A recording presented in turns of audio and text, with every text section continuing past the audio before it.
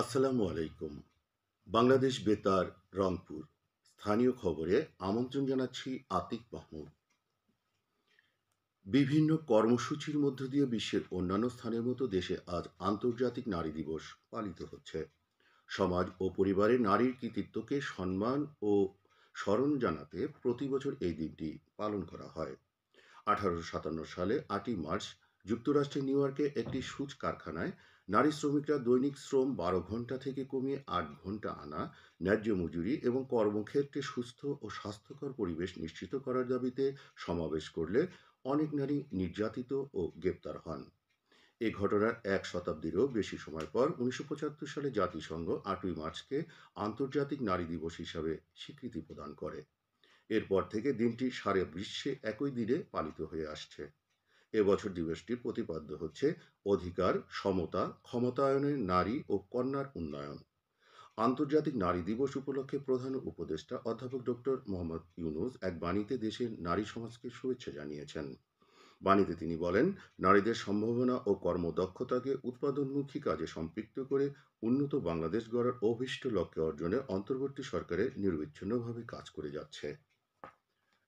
প্রধান উপদেষ্টা জুলাই গণ অভ্যুত্থানে আত্মদানকারী নারীদের শ্রদ্ধার সাথে স্মরণ করেন এবং আহত নারী যোদ্ধাদের প্রতি সমবেদনা জানান।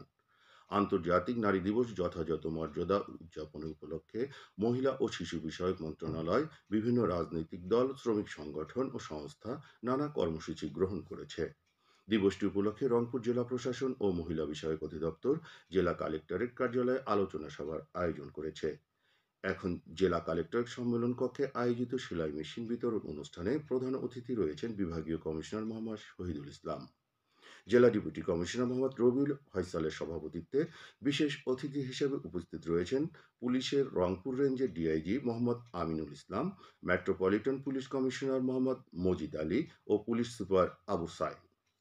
এর আগে সচেতন নাগরিক কমিটি রংপুর টিআইবি এর উদ্যোগে জেলা কালেক্টর কার্যালয়ের সামনে নতুন বাংলাদেশ চাই নারীর সম অধিকার ও মর্যাদা প্রতিপাদ্য বিষয় নিয়ে মানববন্ধন কর্মসূচি পালিত হয়েছে। মহিলা বিষয়ক অধিদপ্তর ও জেলা প্রশাসনের আয়োজনে দিবসটি উপলক্ষে লালমনিরহাট কালেক্টর সভাকক্ষে এক আলোচনা সভার আয়োজন করা হয়। মহিলা বিষয়ক অধিদপ্তরের উপপরিচালক লাইলা আক্তার বানু সভাপতিত্বে অনুষ্ঠানে প্রধান অতিথি ছিলেন জেলা deputy commissioner H M. Rakib Haider. দিবসটি উপলক্ষে এখন জয়পুরহাট সার্কিট হাউজে এক আলোচনা সভা অনুষ্ঠিত হচ্ছে। জেলা মহিলা বিষয়ক অধিদপ্তর উপপরিচালক লাইনুন জামান নাজমা বেগমের সভাপতিত্ব অনুষ্ঠানে প্রধান অতিথি রয়েছেন ডেপুটি কমিশনার আফরোজা আক্তার চৌধুরী। এ উপলক্ষে আজ জেলা এলজিইডি জেন্ডার ও উন্নয়ন ফোরামের উদ্যোগে বর্ণাঢ্য শোভাযাত্রা বের করা হয়। এছাড়া দিবসটি উপলক্ষে জয়পুরহাট পৌরসভার উদ্যোগে শোভাযাত্রা ও আলোচনা সভার আয়োজন করা হয়। কুড়িগ্রাম ও গাইবান্ধা জেলাতেও বিভিন্ন কর্মসূচির মধ্য দিয়ে আজ আন্তর্জাতিক নারী দিবস পালিত হচ্ছে।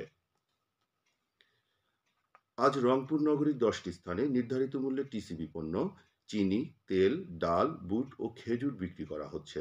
স্থানগুলো হচ্ছে মুক্তিযোদ্ধা কমপ্লেক্স চত্বর, কাচারি বাজার, পক্ষীফান্দা গোল্ডেন কোল্ড স্টোরেজ, মৌলানা কেরামত আলী কলেজ মোড়, পূর্ব বড়বাড়ি খায়রুল আলম মাদ্রাসা, ধাপ সরকারি প্রাথমিক বিদ্যালয়, পার্বতীপুর উচ্চ বিদ্যালয় ব্যাংকের মোড়, ঘাগরপাড়া মডার্ন পাবলিক স্কুল মোড় এবং গোরাতিপাড়া মসজিদের সামনে। প্রতিটি স্থানে ট্রাকে 400 জন ভোক্তা পণ্য কিনতে পারবেন। জুলাই বিপ্লবের শহীদ আবু সাইদের পরিবারের সদস্যদের সাথে সৌজন্য সাক্ষাৎ ও বিএনপির ভারপ্রাপ্ত চেয়ারম্যান তারেক রহমানের পাঠানো ইফতার সামগ্রী পৌঁছে দিয়েছে রংপুর জেলা বিএনপির নেতৃবৃন্দ। জেলা বিএনপির আহ্বায়ক মোহাম্মদ সাইফুল ইসলাম গতকাল বিকেলে এসব সামগ্রী পৌঁছে দেন। এ সময় অন্যান্যের মধ্যে পীরগঞ্জ উপজেলা বিএনপির আহ্বায়ক মাহমুদুন নবী চৌধুরী পলাশ উপস্থিত ছিলেন।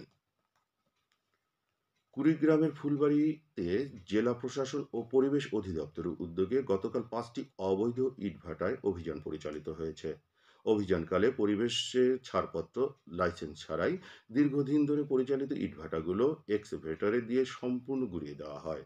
এদিকে পবিত্র রমজানে নিত্যপণ্যের মূল্য যাতে নিয়ন্ত্রণের বাইরে না যায় সেজন্য কুড়িগ্রামের কাঁঠালবাড়িতে গতকাল বাজার মনিটরিং করা হয়। রংপুরের বদরগঞ্জ থানায় আগামীকাল সকাল 11টায় বাংলাদেশ পুলিশের ওপেন হাউস ডে অনুষ্ঠিত হবে। এতে পুলিশ সুপার উপস্থিত থেকে স্থানীয় জনগণের সাথে মতবিনিময় করবেন। রংপুর ইসলামিক ফাউন্ডেশনের দেওয়া সময়সূচি অনুযায়ী আজ রংপুরে ইফতার হবে সন্ধ্যে ৬টা ৯ মিনিটে এবং আগামীকাল সেহরি শেষ সময় ভোর ৪টা ৫৮ মিনিটে। সবশেষে আবহাওয়া। আজ সন্ধ্যা ৬টা পর্যন্ত পূর্বাভাসে বলা হয়েছে দেশের অভ্যন্তরীণ নদীবন্দরগুলোর জন্য কোনো সতর্কবাণী নেই এবং কোনো সংকেতও দেখাতে হবে না। খবর শেষ হলো। আমাদের পরবর্তী স্থানীয় খবর প্রচারিত হবে বেলা ২টা ৫ মিনিটে।